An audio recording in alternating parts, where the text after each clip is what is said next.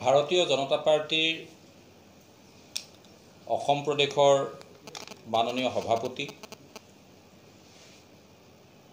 অসমৰ মাননীয় মুখ্যমন্ত্ৰী, নেডাৰ আহ্বায়ক ডক্টৰ হিমন্ত বিশ্ব শৰ্মাই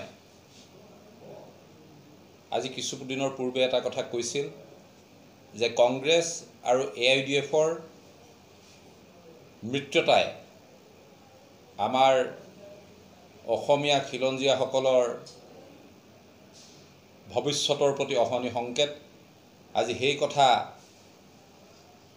মিয়া মিউজিয়ামৰ প্ৰসংগ উত্থাপন হোৱাৰ লগে লগে সত্য হিচাপে প্ৰতিপন্ন হৈছিল আৰু আজি তাতকৈ এখোজ আগুৱাই গৈ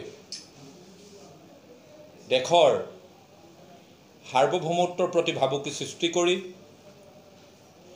AIUDFৰ সদস্যসকলে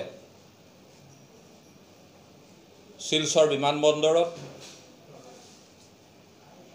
AIUDFৰ সভাপতি সাংসদ মৌলানা বদৰুদ্দিন আজমলক আদৰণি জনাবলৈ গৈ পাকিস্তান জিন্দাবাদ ধ্বনি দিলে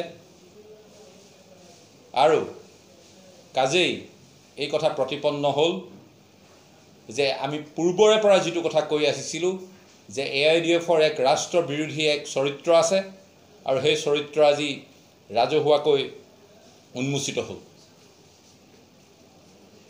AIUDFৰ যি উদ্দেশ্য যে গ্ৰেটাৰ ইছলামাইজেশ্যন অফ আছাম, গোটেই অসমত যিটো ইছলামিক ৰাষ্ট্ৰৰ অংগ হিচাপে তেওঁলোকে অন্তৰ্ভুক্ত কৰাৰ তেওঁলোকৰ যি লিপ্সা, আজি তেওঁলোকৰ এই বক্তব্যৰ যোগেদি, এই শ্লোকানৰ যোগেদি তেওঁলোকে ৰাজহুৱা কৰিছে। আমি তাৰ তীব্ৰ গৰিহণা জনাইছোঁ আৰু স্বাধীন ভাৰতত এই ধৰণৰ কোনো বক্তব্য কেতিয়াও সহ্য কৰা নহ'ব। আৰু আমি একেলগতে কংগ্ৰেছকো এই কথা সকীয়াই দিছোঁ যে এনে ৰাষ্ট্ৰবিৰোধী শক্তিৰ পৰা আপোনালোক সংস্পৰ্শৰ পৰা বিৰত থাকক, অসমীয়া সমাজখনক আপোনালোকে ধ্বংসৰ দিশলৈ লৈ যোৱাৰ পৰা আঁতৰি আহক।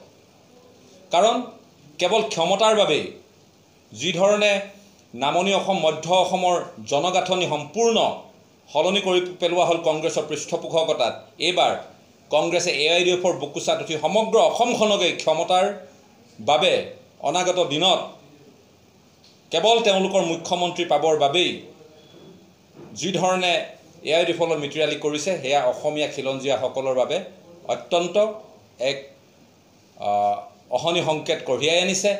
আমাৰ খিলঞ্জীয়াসকলৰ ভৱিষ্যতৰ প্ৰতি এক অত্যন্ত প্ৰত্যাহ্বান আহি পৰিছে। আজি শিলচৰ বিমানবন্দৰত AIUDFৰ কৰ্মীসকলে যি পৰিস্থিতিৰ সৃষ্টি কৰিলে, সেয়া আমি সাৰ্বভৌম ভাৰতৰ বাবে এক ভাবুকি স্বৰূপ বুলি আমি গণ্য কৰিছোঁ আৰু এনেধৰণৰ বক্তব্য কেতিয়াও সহ্য কৰা নহ'ব। ভাৰতীয় নাগৰিকসকলে এনেধৰণৰ কাৰ্য কেতিয়াও সহ্য নকৰে। আৰু সকলোতকৈ আশ্চৰ্যজনক ঘটনা, এই ঘটনা পাৰ হৈ যোৱা কেইবা ঘণ্টাৰ পাছতো এতিয়ালৈকে মৌলানা বদৰুদ্দিন আজমলে কোনো ধৰণৰ প্ৰতিক্ৰিয়া প্ৰকাশ কৰা নাই। তেওঁ এগৰাকী নিৰ্বাচিত সাংসদ, লোকসভাৰ সাংসদ হৈও ৰাষ্ট্ৰবিৰোধী ধ্বনি দিয়াসকলক বা এই বিষয়টোৰ ওপৰত কোনো প্ৰতিক্ৰিয়া প্ৰকাশ নকৰাই এই কথাটোকে সূচাইছে যে তেওঁলোক সেই ৰাষ্ট্ৰবিৰোধী শক্তিৰ লগত মিলিত হৈ আছে।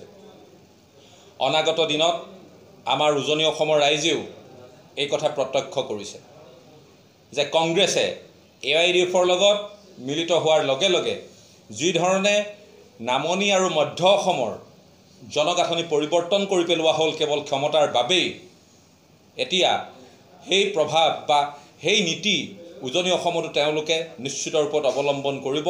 এই ক্ষেত্ৰত আমাৰ উজনিৰ খিলঞ্জীয়াসকল সজাগ হ'বৰ হ'ল, ইতিমধ্যে সজাগ হৈছেই। গতিকে আজি আমি সংবাদ মাধ্যম যোগে এই ঘটনাৰ তীব্ৰ গৰিহণা দিছোঁ। দোষীসকলক অতি শীঘ্ৰে কৰায়ত্ব কৰি দৃষ্টান্তমূলক শাস্তি বিহিবৰ বাবে আমি আহ্বান জনাইছোঁ।